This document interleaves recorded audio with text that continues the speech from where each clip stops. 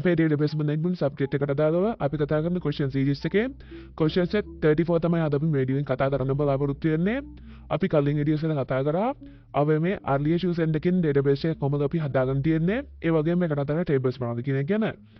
අපි මේ වීඩියෝ එක කරන්න යන්නේ අපේ ඒ tables කීපයකට අදාළ data ටික add කරගන්න එක. ඒ tables තමයි user type, city, gender, user, address සහ system login කියලා කියන්නේ. අපි මේ tables වලට අදාළ මේ දින sample data ටික එකින් add කරගන්න කොහොමද කියලා කතා කරගෙන යමු.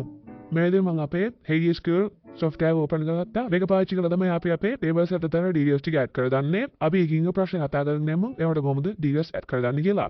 අපිට පළවෙනි ප්‍රශ්න කියලා තිබ්බේ අපේ user type කියන table එකට අදාළ details ටික add කරගන්න කියලා. අපි ඒකට අදාළ details ටික add කරගන්න කොහොමද ඊට බලමු. මේ දීලා තියෙන හැම detail එකක්ම අපි add කරගන්න ඕනේ queries පාවිච්චි කරලා. ඒක නිසා මම මේවට insert queries තමයි පාවිච්චි කරන්නේ. insert queries පාවිච්චි කරන හේතුව තමයි අපිට මේ දීලා තියෙන tables එකට අපි අලුතෙන්ම details add කරන නිසා.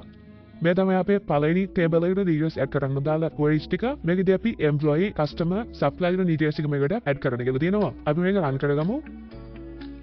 මේ විදිහට run කරගෙන අපි ගිහිල්ලා බලමු user type table එකට.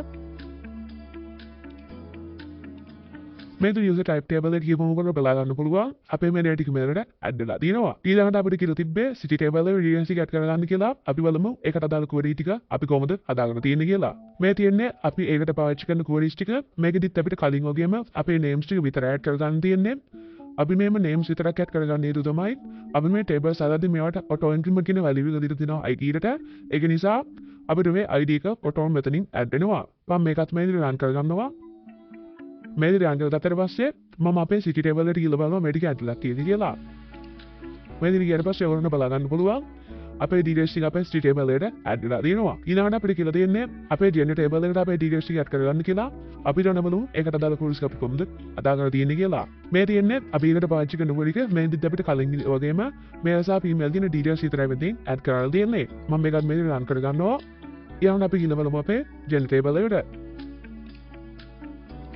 මේ විදිහට ගියට පස්සේ ඔයගොල්ලන්ට බලා ගන්න පුළුවන් මේකෙදිත් අපේ details ටික මෙතනින් add කරලා තියෙනවා. අපිට හතරවෙනි ප්‍රශ්නේ කියලා තියෙන්නේ අපේ user table එකේ details ටික add කරගන්න කියලා. නමුත් අපිට user table එකේ details එකපාර add කරන්න දෙයක් නැහැ. මොකද අපිට address id එකකදී add කරන්න ඕනේ. address id එක add කරන්න අපි අපේ address table එකේ details ටික මුලින්ම fill කරගෙන ඉන්න ඕනේ. අපි ඒක නිසා අපි ඉස්සෙල්ලාම අපේ address table එකේ details ටික මෙතනට add කරගනිමු. මෙතින් අපේ address table එකට අදාළ details ටික add කරගන්න අදාළ queries ටික අපි මේක run කරගෙන බලමු කොහොමද අපේ details ටික බලලා හම්බෙන්නේ කියලා. මේ විදිහට run කරගෙන අපි අපේ address table එකට ගිහලා බලමු.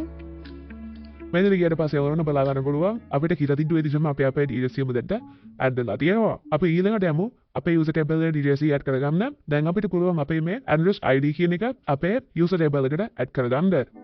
මේ තියෙන අපේ user table එකට අදාළ details ටික add කරගන්න ඕන query ටික අපි මේක run කරගෙන බලමු. මේ විදිහට අපි අපේ query එක run කරගත්තා. ඊළඟට අපි ගිහලා බලමු අපේ user table එකට අපේ details ටික add වෙලා තියෙන්නේ කියලා. මේ විදිහට මම මේක refresh කරගන්නවා. මේ විදිහට refresh කරනාට පස්සේ ඔයගොල්ලෝ බලා ගන්න පුළුවන් අපේ table එකට අදාළ details ටික අපිට මේ විදිහට add වෙලා තියෙනවා. මේ විදිහට තමයි අපේ හතරවෙනි නිසා ප්‍රශ්නේ ප්‍රශ්නට අදාළ උත්තර ටික අපිට බලා ගන්න හම්බෙන්නේ. ඊළඟ අන්තිම ප්‍රශ්නෙන් අපිට කියලා තියෙන්නේ අපේ system login කියන ඒ වලකට අදාළ details ටික add කරගන්න කියලා. අපි ඒකට අදාළ query එකක් තියෙනවා බලාගමු. මේ විදිහට අපි ඒකට පාවිච්චි කරන query එක මම මේකත් මේ විදිහට run කරලා දානවා. ඊළඟට අපි ගිහලා බලමු අපේ system login කියන label එකට අපේ details ටික add වෙලා තියෙන්නේ කියලා.